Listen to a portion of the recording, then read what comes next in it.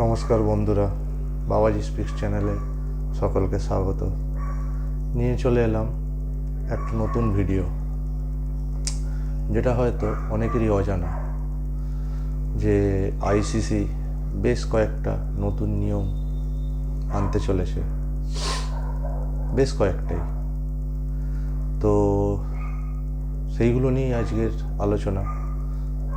তো প্রথম যে নিয়মটা আইসিসি চালু করছে, প্রথম নিয়মটা হলো কনকাশন রুল। কনকাশন সাব রুলে কিছু পরিবর্তন আনতে চলেছে।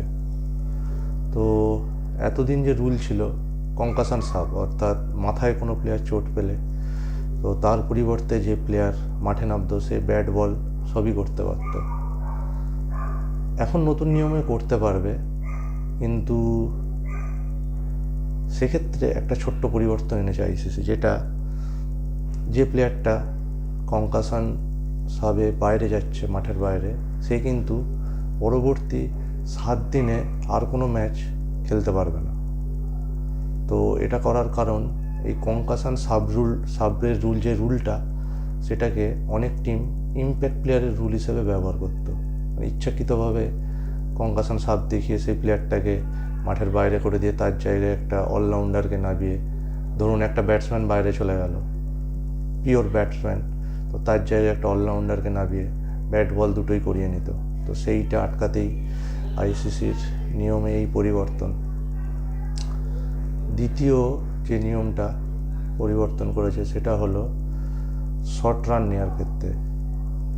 কোনো ব্যাটসম্যান শর্ট রান 2 বা 3 রান ছুটে দৌড়ে নেওয়ার সময় ইচ্ছাকৃতভাবে যদি ক্রিজের ভেতর ব্যাট না ঠেকিয়ে দৌড়ে আবার প্রথম রানের ক্ষেত্রে ইচ্ছাকৃতভাবে ব্যাট লাইনের বাইরে থেকে ছুঁয়েই যদি দ্বিতীয় রানের ক্ষেত্রে দৌড় লাগায়, তো সেক্ষেত্রে যদি সেটা ধরা পড়ে তো বিপক্ষ টিমকে 5টা রান পেনাল্টি দেওয়া হতে পারে।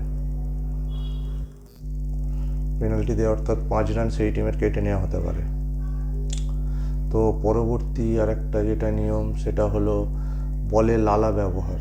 বলে লালা ব্যবহারটা আইসিসি কোভিডের সময় থেকেই বন্ধ করে দিয়েছে, কিন্তু এখন অনেক টিমই লালা প্রয়োগ করার পর বল চেঞ্জ করার জন্য আবেদন করে, কিন্তু বলটা সেই মুহূর্তে আম্পায়ার চাইলে তৎক্ষণাৎ কিন্তু পরিবর্তন হবে না। বলে লালা লাগিয়ে ইচ্ছা করে অনেক টিম বল সঙ্গে সঙ্গে পরিবর্তন করতে চায়, কিন্তু সেটা এখন থেকে আর হবে না। ইচ্ছাকৃতভাবে কোনো টিম বলে লালা লাগিয়ে দিয়ে আম্পায়ারকে আবেদন করলো হয়তো গিয়ে যে বলটা পরিবর্তন করে দিন, কিন্তু সেটা এখন সেক্ষেত্রে হবে না।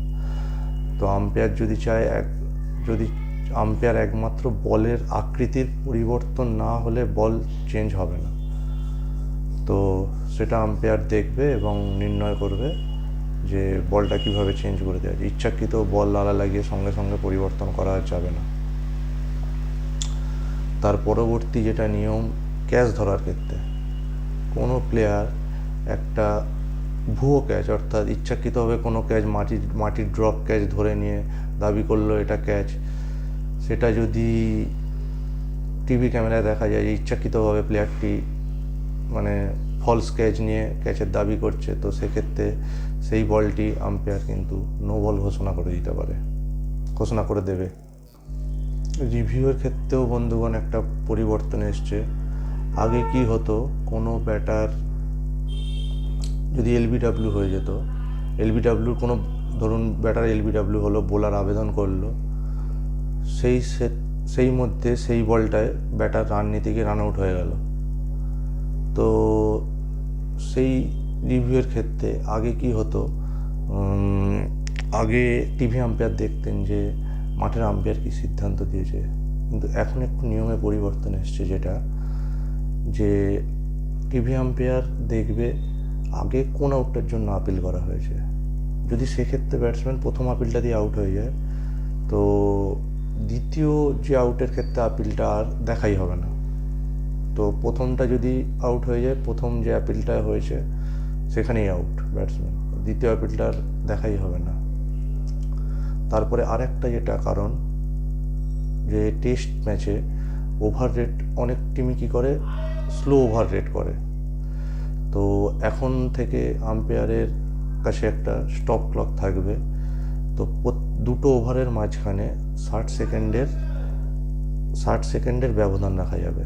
তো আম্পায়ারের কাছে একটা স্টপ ক্লক থাকবে, আম্পায়ার দেখবে দুটো ওভার শুরু করার মাঝখানে যদি 60 সেকেন্ডের ওভার হয়ে যায়, তো আম্পায়ার সেটা যে টিম বোলিং করছে সেই টিমের ক্যাপ্টেনকে ডেকে সাবধান করবে।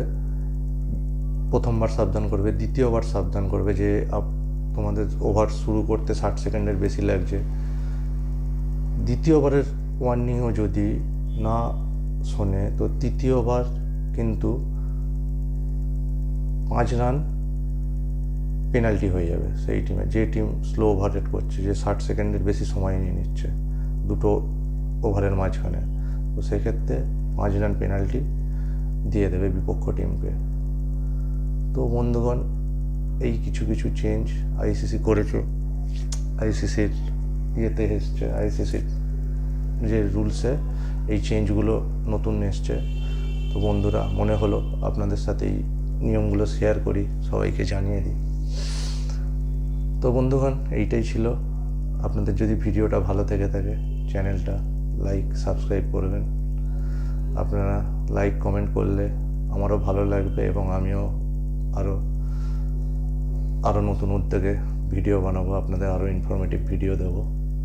নমস্কার, সবাই ভালো থাকবেন।